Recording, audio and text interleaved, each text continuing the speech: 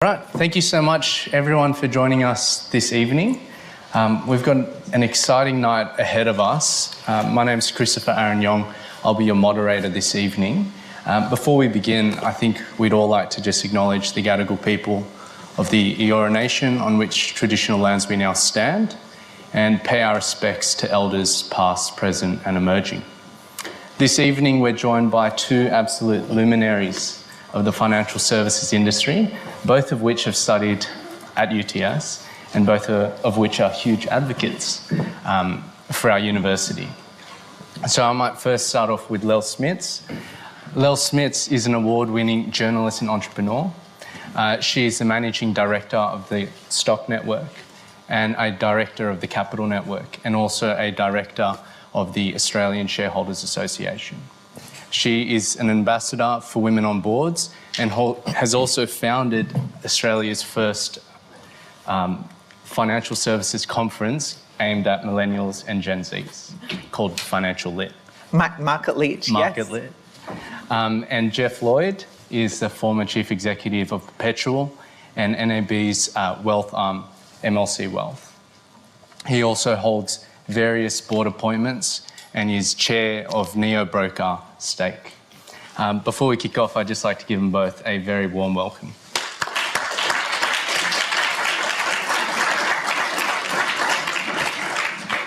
Awesome. So just some housekeeping before we begin. This event is being recorded. You would have seen the consents on the sides. If you don't want to be photographed or recorded, just let one of our committee members know and they'll point you to the right direction. Second, we'll be using Mentimeter towards the end of this evening, and we'll use that for Q&A. So after that, there'll be a code. Pop in your questions. We'll see the questions. We'll be popping up the right ones as the evening goes on.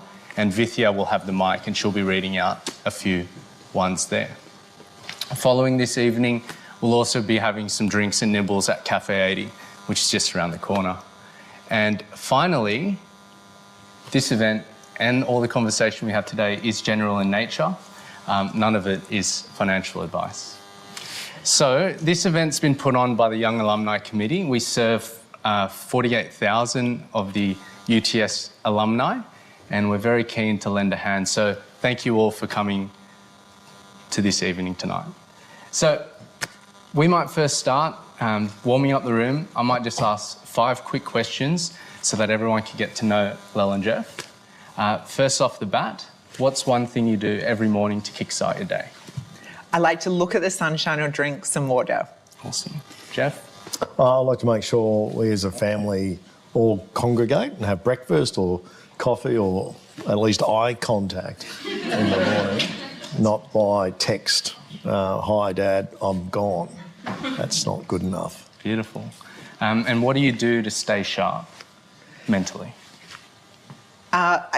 For me, it's staying very connected to my why. So I have affirmations all around my computer screen. So in case I get suddenly, for whatever reason, distracted or disengaged, I connect with why I'm doing what I'm doing. Beautiful. And Geoff? Well, I'm a quite people person, so I love spending time with a diverse range of people. So I'm always on the phone in between something, ringing one of the assets that I invest in, or one of the boards that I chair, or one of the industry groups, or something I've read in that paper. I'm ringing the journalist and been lucky enough to build a relationship with them where I can say, it's really interesting, I thought about this when I read that. So just to keep connected and, you know, as diverse as possible, right? So not just what my media feed feeds me, basically. Beautiful.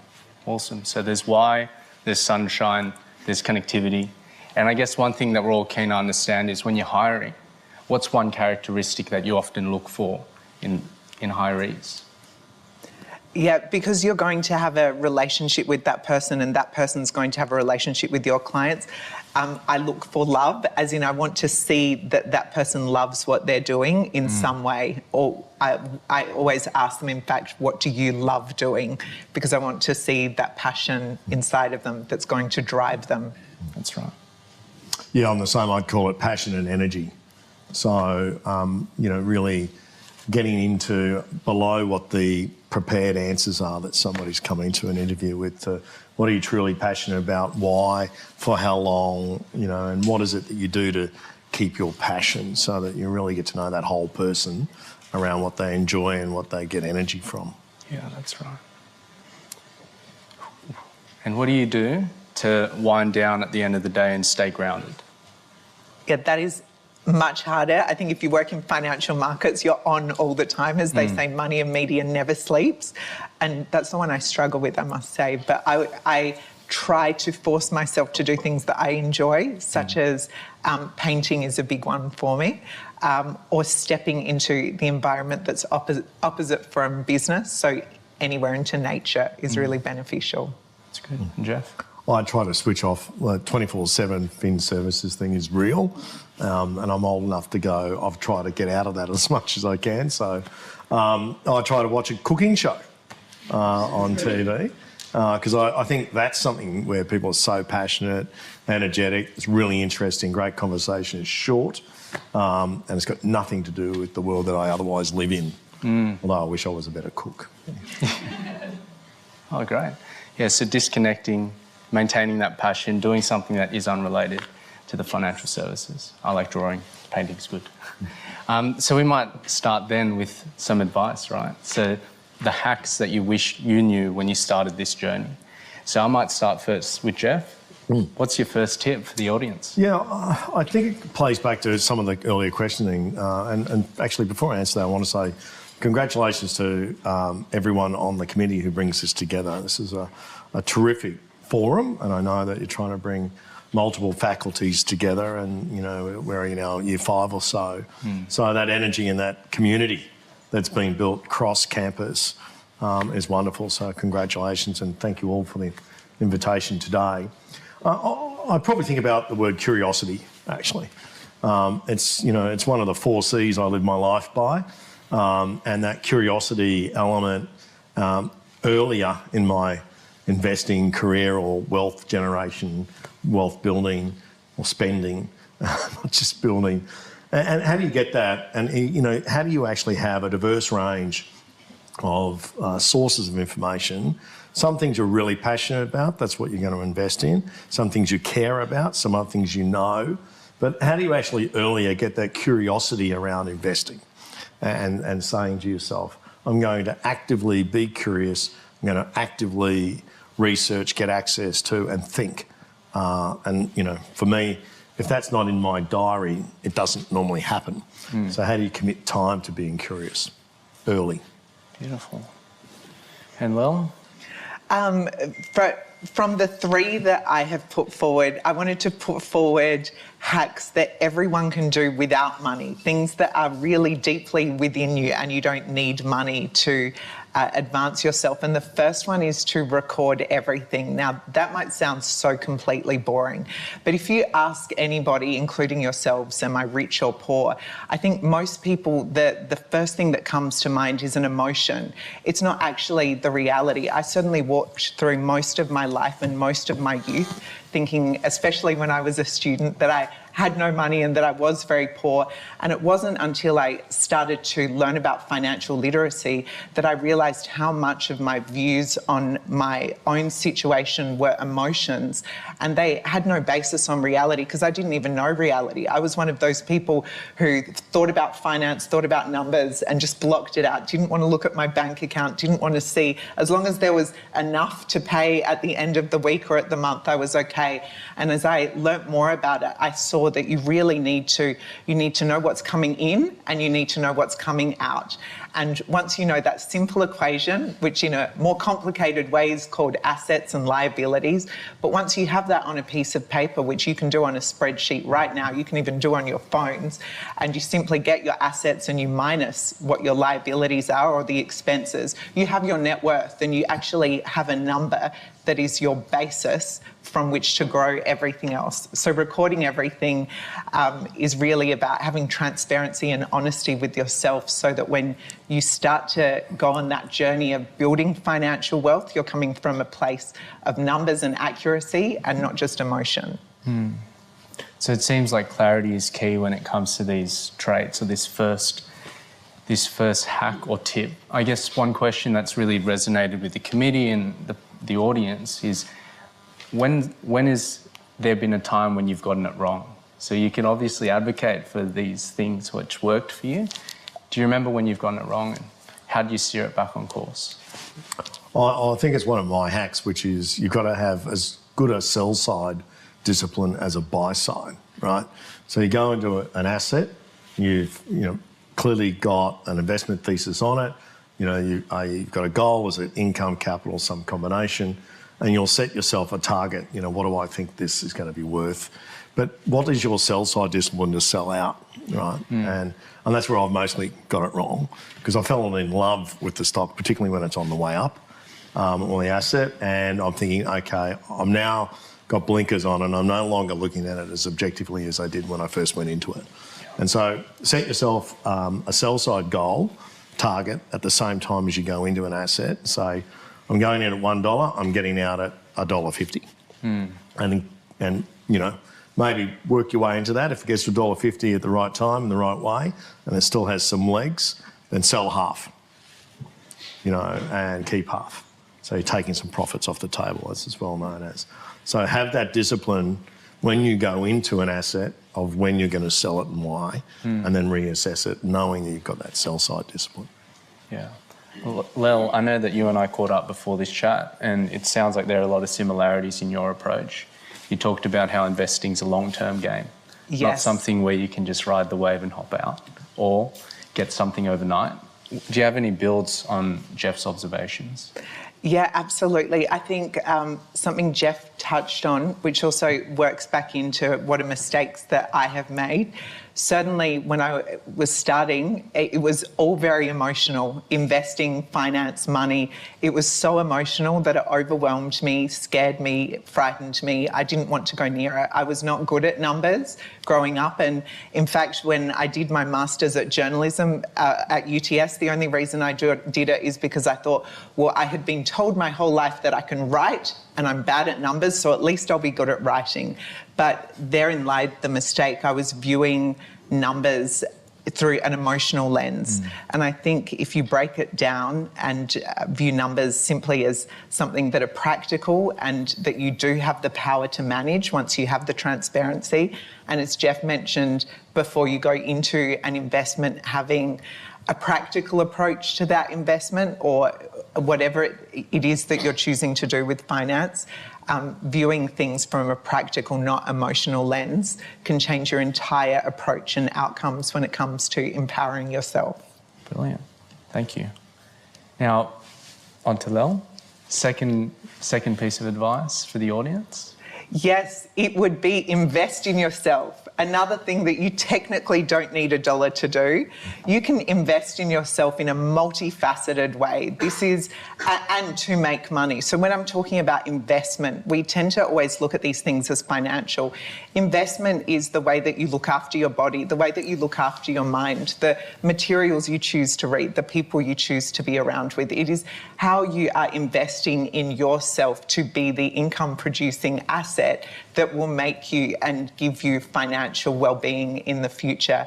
About 10 years ago, when I was at UTS, UTS had this huge ad running on a bus that I took a picture of. And of course, it had the UTS logo and it had the words, the investment you make in yourself pays the best dividends. Now, that was before it must have been about 15 years ago, because I didn't even really know what a dividend was, certainly with the stock market. And I thought, how is UTS going to pay me any dividends? But once I actually got that qualification, which was an investment in myself, and I think many people will actually say when it comes to their own investing journey, it's the careers that they make money from.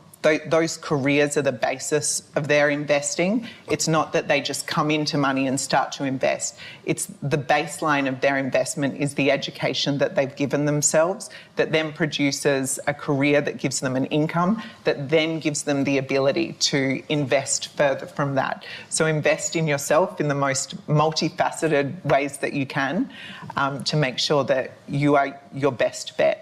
That gives you the best bet of dividends in the future. Amazing. I'll hold that point on education. I'll ask you a further question on that. But Geoff, What's your second one? I think my second would be, and this has changed massively, and I wish it was more like that when I started investing, but how do you build a sense of a community of people around you who you can talk to about investing? Don't necessarily have to gamify it, although that is a whole other conversation on that. But, in my household when I grew up, families, within the family even, and across families, didn't really talk about money, didn't talk about investing. It was buy an asset or a car or something or a house or an investment property. But now there's so many great communities you can become formally or informally part of, where you can actually get like-minded individuals together. Not only do you have some fun and you get to, as you say, a sense to invest in yourself, you get to invest in others, you get to learn from so many other people around you. It sort of builds my being curious. Be curious with others around investing and around why an asset's right for you. It doesn't have to be a community where you're all putting into a pot and you're all investing in it, but sometimes that's fun as well. But, build a community around you of people who you can learn from, have some fun with, and invest with. And Lel, I know that you've got some observations about family structure and how that might impact an individual's investing profile. Were there any things that Geoff might have sparked a thought on about that? I think certainly how you said building a community around you, I think that's also good in terms of keeping you honest. And this comes back to my point with being emotional. If you are just stuck in your emotions all of the time or in your own head, sometimes financial situations can seem overwhelming, investments can seem confusing. If you put people around you that either are on the same journey or maybe even are advanced in that journey, you have a network of people that can help you and also perhaps hopefully prevent you from making a bad decision if you talk about it. So communities are really important. And another one of my favourite quotes is that your network is in relation to your net worth. And I think as you go on in your career and meet people, that's why I'm a big believer of LinkedIn and would love to connect with each and every one of you, because it's the community that you build and those connections that you build that can really elevate you professionally, but also when it comes to your financial opportunities. And I guess I have a question on that network, right? So this is for the both of you. To what extent or who are you introducing within your network? Are they people that are of a younger age, or do you interact with a lot of mentors that are titans of industry that have seen it all before? What does your mix look like? You want me to go first? I know this, looking out at the age of everyone here, sounds like the reverse of what you might want to do. But don't overplan your network building. I've found in my career and my personal life, the casual collisions that I've had with others, which means I've got to put myself in an environment, in a place, at a meeting, at a forum, at a talk, whatever it might, at a social event.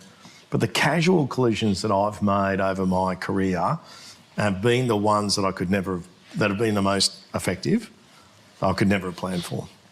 I could never have planned for. Like, we've already started a conversation in 5 minutes on the side about the ASA, which I'd love to continue. Yet, I've just learned, and out of that, I might get a mentor. Out of that, someone might ring me a year later and go, really interested in this, can you connect me with somebody because I know you're from Fin Services? So, be active in it, don't overplan it, and look for casual collisions and be meaningful about them. When you do run into someone who you connect with and you think is going to be meaningful, follow it up. Whether it's with LinkedIn, whether it's, say, get their email address. Keep that connection. Don't expect it to be just from one event. You've got to work it and make it work.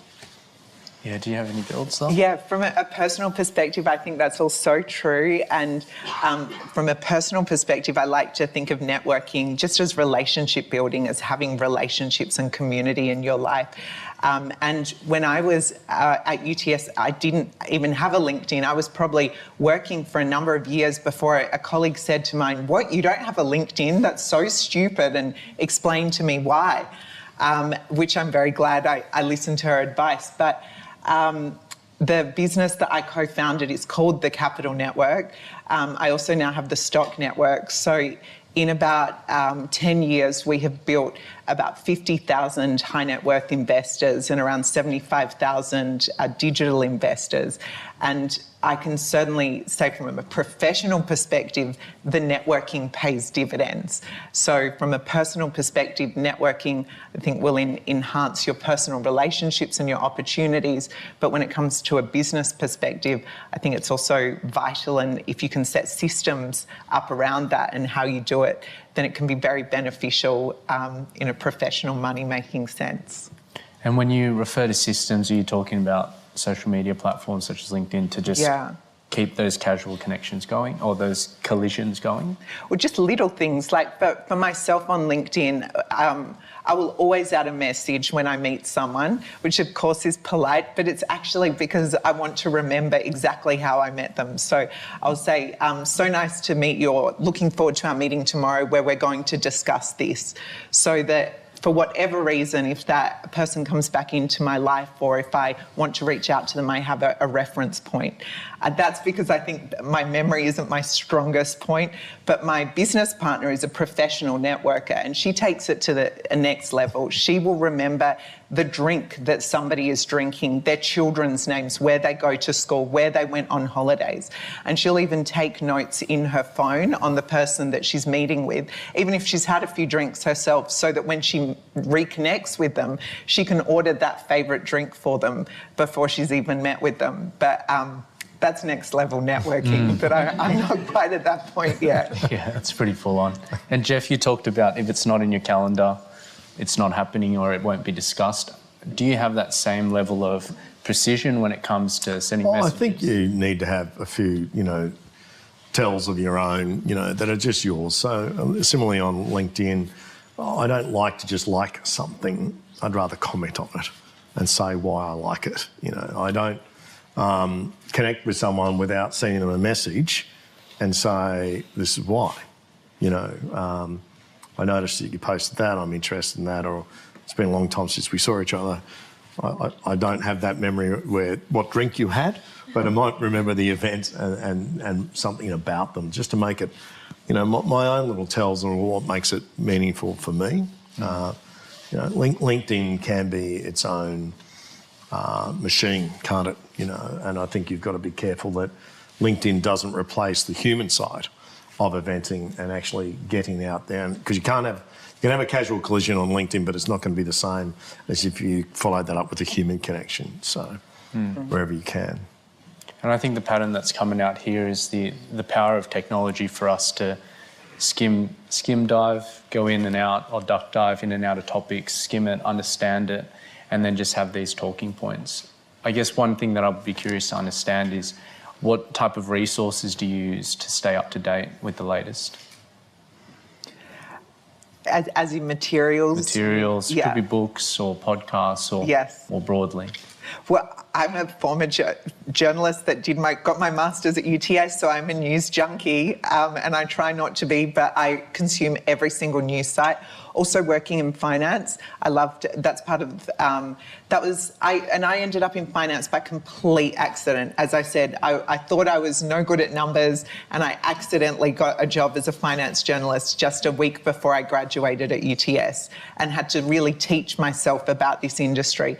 But then I learned, when you know the news and when you know what's happening overseas and in financial markets, it gives you a better understanding of the world itself. So I must say, the news itself, and as diverse as I can get. Brilliant. And Geoff? I try to find some thought leaders, or they might not be individuals, but where if there's 5 or 8 things that I'm really trying to deeply understand, I'll try to find 3 or 4 thought leaders, not all that have the same consensus view, so we haven't mentioned AI yet, so I'll mention it first tonight. But, when I'm thinking about that, I'm thinking about, perhaps digital portals where AI is being utilised to enhance the financial advice process. And I might think about that from the consumer's end and from the advisor's end. And I'll look for the guys from Motive Partners out of the US who are very different to the wealth market guys out of London. And why do I do that? Just to sort of get deep on a few things, because I struggle to be too broad nowadays. And I feel like a lot of the media that's still pushed at us today is sort of the same with two sides. Because you've got two mastheads, and one will start with something, the other one will take another view on it. So what are you passionate about? Find some thought leaders. Don't just find the ones that agree with your opinion. And then if you follow them and track them through, you'll find lots of really other interesting, the next concentric circle, if you like, of people who've got an opinion on that same topic. So such a great way to learn, right? You can do it in your own time. Brilliant. I know one thing that's come up in some of the Q&A previously was the importance of working internationally. You've worked on Wall Street. I know Geoff is a massive advocate for people going overseas for cultural exchange, just to understand that. Could we just get some insights from the both of you as to why you think going overseas, working overseas is so important? Yeah. Well, I grew up in Adelaide, which is a smaller city, and so I always had the idea that I had to go and do something a bit bigger.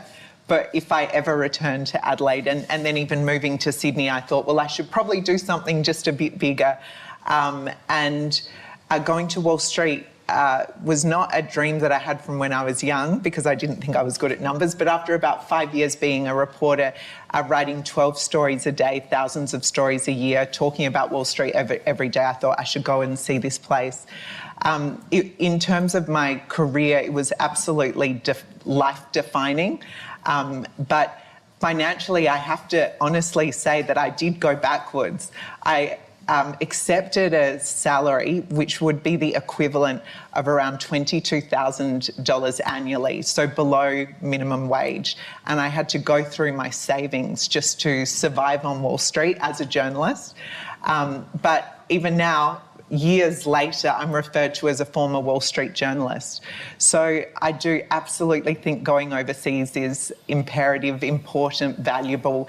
But I also think when it comes to that earlier point I made about investing in yourself, sometimes that is a financial investment that you have to take. Sometimes you'll do something where you have to pay money to get there, or you may not get the initial and immediate financial rewards, but the experience is so invaluable that the money comes at a later point, and that was certainly my experience with working in the New York Stock Exchange. Brilliant.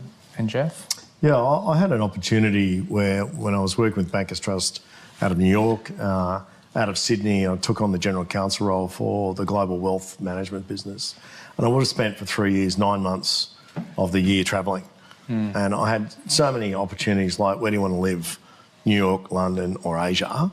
And I just never did that. I just travelled the whole time. I look back and think that was silly. And so I'm an advocate for it because I never did it. And it was so obvious for me to do that. But I just love the idea of moving around rather than basing myself in any one place. So there was a trade-off, but, it's a great experience, I think. Brilliant. We're looking pretty good for time. I know we want to allocate maybe 20 minutes or so to Q&A. So we've got about 10 minutes left just to go over the final piece of advice. Lel? I think my final one was resist FOMO. That is, of course, fear of missing out. I would like to share with everyone something that took me a long time to figure out, that there is a big difference between gambling and investing. Now, a lot of people, when they think of investing, again, coming back to your emotions, get all the same feelings as they do as you would gambling. Like, you get excited, you think, I'm going to make lots of money, you think you might be diving into a pool of money because investing is so exciting. But quite often that is actually the feelings that are associated with gambling. Investing should be something that is considered, that is long-term, that is actually a whole lot more boring. Warren Buffett says it is like watching paint dry. Like, that is, long-term wealth creation. And if you get that, if you start I think when it says that final piece of advice, resist FOMO, is all about resisting the fear that you're going to miss out on something. So if you start to feel yourself getting excited by this great opportunity someone wants you to invest in, I would just ask you to consider and ask yourself, does this feel like investing or does it feel like gambling? Because your hard-earned money is so precious, and you owe it to yourself to have the foundations of making an investment decision and not a throwaway money decision. Thank you. Geoff? That's great advice, and it does go back to the fundamentals of what you're investing and why. And if you've got those fundamentals right, then you shouldn't be gambling, because you're then investing, and keep those disciplines right. I think we're at UTS, right? So we've got to talk about technology. So my third is make use of technology. The technologies that are around today, and even if I go back 5, 8, 10 years ago that weren't around when I started investing, it's phenomenally changed. Now, whether that's access to information, whether you're accessing research differently, opinion sets, modelling tools, calculators, that's changed. But also investing, the investment platforms, and I invest in and I chair a business called Stake, that's changed. When I wanted to buy and sell a stock, I had to do it through a stockbroker or in the secondaries that the ASX used to offer at the time. So now you've got plenty of wonderful access to technologies on and offshore that not only allow you to invest, hold and understand your holdings and track the tax positions of them, but also access to information. So use technology. It's your friend here, and it should make you a much more informed, efficient and deliberate investor. Brilliant. And I guess I'd like to abstract it a bit higher before we go into the Q&As. So just a sense of the market, sense of how you're feeling for everything. Are you pretty optimistic about the next 3 to 5 years, or are you feeling a bit reticent? What's the vibe like? Having been in asset management my whole life, being a lawyer, all my fund managers used to hate me ever getting asked that question, because they would remind me afterwards I'm not qualified to answer it. Of course. But considering we're here now, I would say I'm feeling more optimistic. I think the macro positions globally are better. We're coming up to US election. We know that in that cycle is a 7 to 14 month plus cycle of normality. I thought the French election would have been a different outcome, and that might have created more turmoil. We're now seeing energy conversion really makes sense. We're now seeing the Aussie dollar starting to rise again, and political uncertainty sort of settle. We've obviously still got more than one war going on around the world, but inflation is killing the rest of the world, but they're on the way down. Australia's still, I think, on the way up. We were too slow to pull those levers, and as a result, we're going to be slower on the way out. I don't think the old inflation is a elevator ride up and an escalator ride down. I think it's going to be a bit slower this time, a lot slower. But generally where I see the pools of capital in this country are massive, they're extensive, there's dry powder everywhere. There's going to be a lot more public companies taking private by private equity. VC capital's coming in really, really strongly. There's some data now that would say 80+% of startups that are Series A or B or earlier are going to go bankrupt by October. I'd say that's probably 75% right, but there's plenty of capital out for those who are succeeding. They'll get a down round, and those that are winning and close to or at profit, they'll get an up round. But that's just a working through of too much cash in the system during and pre-COVID, and valuations, talking about gambling earlier, valuations being completely unrealistic. So normally that cycle finds its own natural force, and I feel a little bit more optimistic over the next 3 to 5 years than I would have 2 years ago, actually. Hello. Yeah, I would say, of course, as in life, there are always reasons to be optimistic and negative. When I look at my own personal situation, I have a small business. In Australia, redundancies, businesses that are going under are near record highs. I also work with the stock market, and the ASX is shrinking, and there are less companies listing. So they are 2 points where I could be very negative. However, being a small business owner, I really choose to wake up every day and be very positive, and that's a mindset that irrespective of where the markets are, financial markets, whether they're up or down, I have trained my brain to look at the opportunities, and there are significant opportunities that always exist, and that is where I'm always looking. And I think the point you made with technology is extraordinary. There's so much fear mongering that people are losing jobs, but I read a quote just today that you shouldn't be afraid of the technology that is going to take jobs. You should be afraid of the people that are going to learn the technology that are going to take the jobs. So the opportunities are there, the emerging and evolving environment and landscape globally that we're in is there. And if you have that mindset of being a forever student, always learning, then I don't think there's anything to worry about. That's brilliant. Just on that note about lifelong learning, do you have any goals in the immediate future on upskilling or any particular areas that you're looking into? Yes, I'm glad someone told me in my 20s when I was studying, do not rely on this degree for the rest of your life. It's great that you're doing it, but don't rely on it. And they said to me, if you should do something every decade to set yourself up for the next decade. And at the time when I was struggling with my first degree, I was like, that is so complicated. I'm not even going to worry about that now. But then when I got to my next decade, in my 30s, I thought, well, actually, I really should do something. So again, that approach of being a lifelong learner, absolutely, I'm always looking for what I can upskill into or do for myself to be a better person, to be a better professional, to be a better service provider to my clients. I think it's a better way to live, but also I think it's a more inspiring way to live. Yeah. I was on a site tour in New Zealand with an ASX-listed company just earlier this month, and there was a 86-year-old man who's an investor on this site tour. It was pouring with rain. I spent 2 days looking at a forest, and I said to him at the end, I think it's so great you're here, but why are you here? I was thinking to myself, he's an investor. He could just be at home enjoying his money. I was there working. And he just looked at me, he said, I'm a lifelong learner. And he said, and I'm going to invest in this company and I want to learn about them.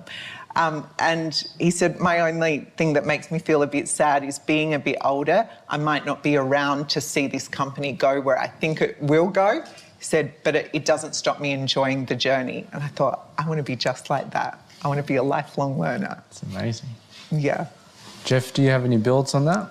Yeah, no, I think that's why institutions, and particularly UTS, are very focused on short courses now, because not only do we want to be lifelong learners, we're learning differently at different stages of our life, and not everything is a 3 or 5 year degree. And so how do you actually remain curious? I mentioned curiosity is, one of the 4 things I live my life by, and curiosity has to mean I'm still curious about lots of different things. So right now I'm into how AI is helping with gamification, and design thinking principles around gamification are being enhanced by AI. So I hang out with a couple of yet to be listed, I hope to be listed, fintechs in the US who've got great labs, and I help them and they help me a little bit with learning that. I think, the whole decarbonisation and carbon neutral world is something I feel quite, profoundly stupid on. I hear so many experts who really do know their stuff have such diverse opinions. And I'll just use one, nuclear, at the moment, and I'm not equipped to debate that. I'm trying to understand it first. So that the whole energy transition, decarbonisation, net zero. So I'm slowly doing a course out of Cambridge, actually, who has a really interesting little short course that you can pop in and out of. So they're the they're the two that are fascinating me at the moment. Brilliant. So it sounds like know your circle of competence, stay within it. When you start to edge out, upskill and try and learn a bit more, or maybe just listen to the experts and see what you can learn from them. Well, you sort of can't just participate by watching. You actually have to put your fingers in and get a little bit dirty. Now, there's different ways you can do that. But, you know, there's so much access to information now as well, and so many institutions like UTS are doing a great job at really short courses. And how do you access those? Start with something, move on to the next, go deeper if you want to, move on a vertical alongside of it. It's plenty of opportunity. Awesome. Great. Well, I think we're looking really good for time. We've got 20 minutes for the Q&A. Before I open it up to the Mentimeter, I just wanted to give Lel and Geoff an opportunity if you had anything else to add, if you wanted to summarise anything, or if you're happy to just move on. It's up to you. I'm happy to move on. I just say, like, you've got to be in it, so just get started too, you know, whether that's a little bit, you know, whether that's a lot, whether that's in one sector, one industry group, whether it's just a paper portfolio, you build at home and you're actually not investing. There's nothing wrong with that. I know, and I've had lots of fund managers run a new idea on a paper portfolio for 2-3 years. Lots of analysts in the businesses that I've run actually only have a paper portfolio and they only get paid on what that portfolio does or doesn't deliver, because the portfolio manager will make a decision what stocks do or don't make it in the portfolio. So that analyst can't be held to account just because it didn't make it into the portfolio, because those PMs don't get it right every time. So if nothing else, get started. And you don't have to have any money, as Lil said. You can start with a paper portfolio and give it a go and see how you go and what you learn. Yeah, getting started is so important. The ASX, in fact, runs a share game, which is free to join, and you can just go on the ASX website and annually you can just have your own pretend portfolio and see how you go. And there are also so many tools online where the cost to entry is quite low, but getting started is where you learn to have that experience. Awesome. Great. So I think there's a lot of actionable takeaways for us and a lot of cool lessons. What I might do now is just switch over to the Mentimeter. So for those in the audience, you can't see the actual questions that'll pop up, but if you hop onto menti.com and you chuck in that code, that 8-digit code, or the QR, you'll be able to get your questions through. Vithya at the back of the room is sorting them, and she'll be shortly putting up her hand and raising some questions. But as they come through, I guess one thing I wanted to ask of both of you is, it sounds like your careers have been pretty non-linear. Do you have any insights on that, and how do we all just enjoy that journey? Yes. Did you want to go first? Yeah, again, this is going to be a non-traditional answer, so my apologies up front. I think there's probably at least two paths. One where you enter a profession particularly, and you want to be that top of that profession. So junior, middle, senior, manager of, partner, what have you. There's nothing wrong with that. Or there's the other side of it, which is, instead of being tall and skinny in one profession, how do I think about making a better me?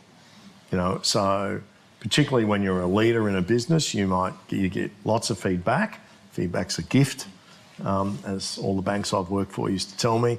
And it is, because, you know, you're going to hear about your strengths. So what are the ones I want to maintain? But on the weaknesses, how am I going to make a better Geoff? That's what I used to say. So think of yourself as that onion, where there's this core of you that has to be solid. It's the foundation, and there's strengths in there, and you want to make sure that, you know, that's you and your strengths are yours, and that you're maintaining and enhancing them. But what are the things I want to get better at? It could be simple things like public speaking. And the only way to get better at public speaking is to do more of it, and get practice. And so, okay, I'm going to do that. Or I want to be more of a thought leader. I'm going to start to write some of my own thought leadership about topics. I might not share them with anybody, but it's going to help me have a better opinion.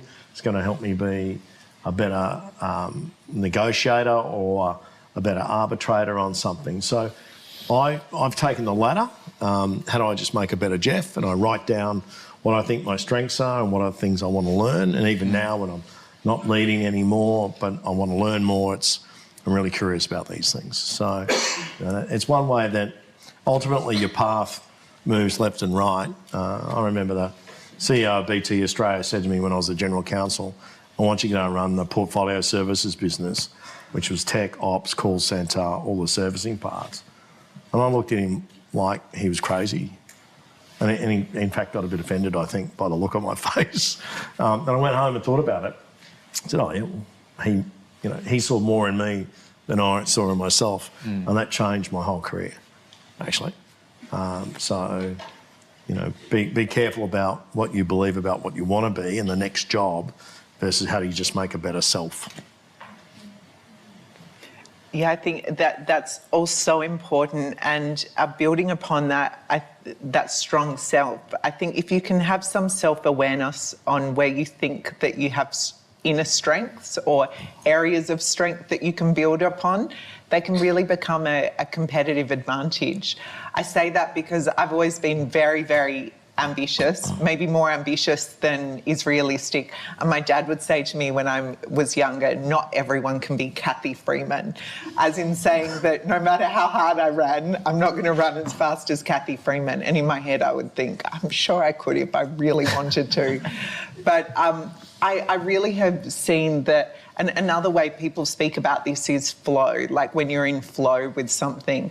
It's really nice as you advance in your career when you, which is something often that you only get through the benefit of time, where you realise, actually, I'm quite good at doing this and I'm making a difference here and I'm helping and I'm finding it rewarding. To get into that point of a career is very rewarding and often does take time. But when you're starting that journey, to have faith that the seeds of that are already there, it's just how you nurture them. And if you nurture them with the right education and experiences, then you can really grow your career into a very fulfilling life experience with financial rewards. Thank you. All right, Fithia, first question. So the first question is, any suggestions on how young people can think about getting their first home?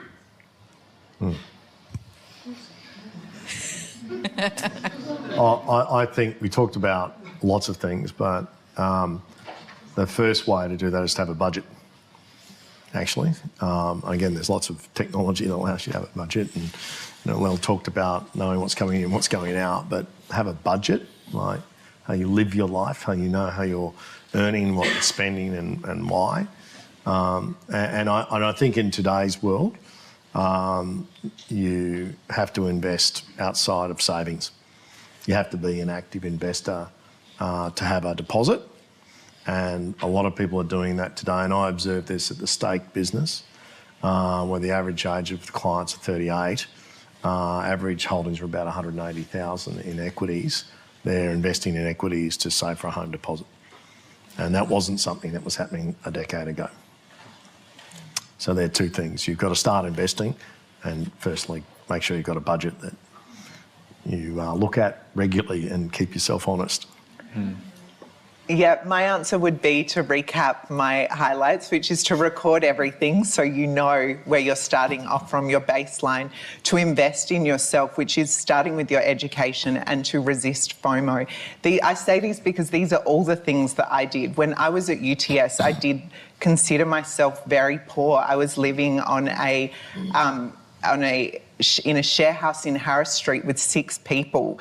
And I won't even go into the details of that, but it was very difficult. And the idea of owning a home when I was studying here was so far into the stratosphere, I couldn't even comprehend it. But I had some things that I believed in, even that UTS ad that said if you invest in yourself, it pays the best dividends. And within 7 years of finishing at UTS, I had paid off all my university debt and was working with my, just simply my job. That's it, no investing. Just with the job that I got from my university degree, I paid off my university debt and then commenced a budget to save for a home. And purchased a home based only on the job that I got from having my qualifications. So I'm a big believer in investing in yourself. And also in terms of resisting the FOMO, did resist a lot and did not buy anything for a very long time to get into the property market. It's very hard in Australia. But I think if you follow those guidelines, it gives you a better start, a good start. Great. Thank you. I have another one. What are your thoughts on apps like CommSec Pocket, where you can invest small amounts in diversified portfolios? Well, I'm biased, so I'll start. We have the chairman state. Stake's the third largest neo broker. Look, it took me this last decade, my view on that has changed, actually, for a lot of the reasons we've said tonight. But, access and being in it, having the right platform, the education that comes with it, even if it's $500 that you put into 5 ETFs, that's a good start. And that was hard to do with different forms of fractional ownership in the past. And now it's easy. All the disciplines still have to be there. Just because the technology's available, don't lose the disciplines. Yeah, for myself, I certainly know there are so many financial products that exist, and as we all know, technology has diversified the amount of options and the ease, and things like CommSec Pocket and many other apps are very easy. For myself, with my financial decisions, I like to take a big picture view, and I like to look at it even in the space of annual goals, not how much am I going to invest today or this year, but annually, what are my goals to achieve this year, which is adopting a longer term perspective. That's what works for me. But if there are people that find benefits in having shorter term investments, or if that's what they feel will help them get to the longer term, I think that's a personal choice for people to decide what kind of approach they want to take and what's the best steps for them to get there. Great, thank you.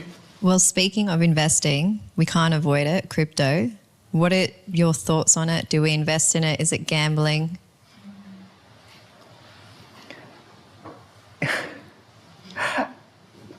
Do you want to go first or me? Yeah. So I take a different view. It's an alternative asset class, is the way I think about it. I've been, since pre-COVID, taking my own educational path on it. I hold digital assets. I hold them in private and public wallets with different keys. I feel that I've taken a view that some of them are an alternative asset that is worth investing in as a result. And I think about in the 90s when people started short selling was pretty new and novel. And then short selling became hedge funds and that became pretty new and novel. And so you have to think about the fundamentals of investing. I see it as an alternative asset and I'm an investor. Yes, I would agree. I see it as an alternative investment and I am also an investor. My investment has gone well for me, so I can't discourage it. But again, taking a broader perspective, in general, there is a notion that with all your investments, diversification is key. So whatever you consider, it's helpful, I think, to look at how that fits into the broader picture. And as, of course, with anything, educating yourself over what you're investing in. Crypto by itself, there, as you mentioned, are different ways to invest in it. And also, of course, different amounts depending on how much you want to give it. But having a diversified approach is also going to benefit you in the longer term, which is part of the reason it appealed to me, because I thought it was good diversification, but it certainly is not overweight in everything in my own investment portfolio. Great. That's great. I think we might have time for maybe a few more questions. We'll see how we go. Could you recommend some specific resources to the both of you? Websites and publications as a good starting point to become knowledgeable on investing and to gain practical skills in this area. Yeah, my own budget, I downloaded from ASIC's webpage, and it's an Excel sheet. There are so many, because I found it overwhelming. Where do I start? I just think starting with an Excel sheet where you can populate what your expenses are and what your income is, and then it figures it out for you. I think that's a great starting place. It's very black and white and safe. And that's where I think I got my very solid foundations from for budgeting. In terms of investing, I personally love YouTube, and I love listening to long form and watching long form pieces from either investors themselves or people that work in financial markets, and listening to key opinion leaders that have got ideally track records in what they're an expert in, and then I go on to make my own decisions. So they would be my two key resources. Yeah, I think there's lots of good budgeting tools, and pick any one of them. But the simpler and the ASIC one is really good. It's not as interactive and as others, but if you want static and you want to be able to look at it and understand it and have it in your face, which is the best thing about a budget every month, and it helps you set for the year as well. So, I don't have any others to recommend there. I think when you look at equity research and or fundamentals, YouTube is good. Go to the academics that are in there, and they're not selling you anything. They're trying to teach you something. So, dividends, for instance, and how they work, and dividend streaming and how that might work, and capital gains tax. I mean, I was only saying to somebody earlier, Australia has the second most complex capital tax environment in the world after the US, so it is complex. Don't forget super. In super, your trustees of super have great educational tools on their websites or in their apps. They again aren't necessarily selling you something. But, in super, if you're working more than 20 hours, you're getting SG, you're going to have a super fund. Look to that fund and look at the resources that they have available as well. And again, the ASX has an annual shareholders forum. SMSF Association has one as well. Everyone's welcome. I think find something that you can follow and learn from rather than jump from idea to idea. I would say TikTok's not good for anything, although I sometimes find myself down a rabbit hole regularly. But find something that's natural to you, find 2 or 3, stick with them, and get a discipline around the academia of them, not what they're trying to sell you. I think we've got time for one more. Perfect. Well, I think this might be a good one. What advice would you give to get through decision paralysis with investing? In many ways, when we say just start, it is, I think, for me, having it on a piece of paper, my mum would always say, write down the pros and the cons. So pieces of paper, even if it's digitally, having, all the reasons for or against. When you have that transparency, decision paralysis, from my perspective, comes from emotions, from being overwhelmed with your emotions, so overwhelmed you can't make a decision. If you're dealing with facts, it's much easier to make a decision based on facts rather than emotions. So wherever possible, move towards the facts. And if you are honest with yourself and you are transparent with your finances, the facts are there. And that, of course, is why financial advisors have a job, because they help you interpret the facts. And that's why I think in this conversation we've referenced having a community or people around you that can even help you look at the facts. When you look at the facts, their patterns emerge, and you should have patterns there over knowing, what is necessary income, what is disposable income, what you can afford to lose. And when you focus on the facts, I think decisions become a lot easier. Yeah, I'd agree with that. I think, even in this room, right, so there's an opportunity here to build 1, 10, 20, 40 little communities of investors if you wanted it to be. I suspect that's something you could facilitate amongst yourselves. It goes back to the earlier points, but particularly disciplines.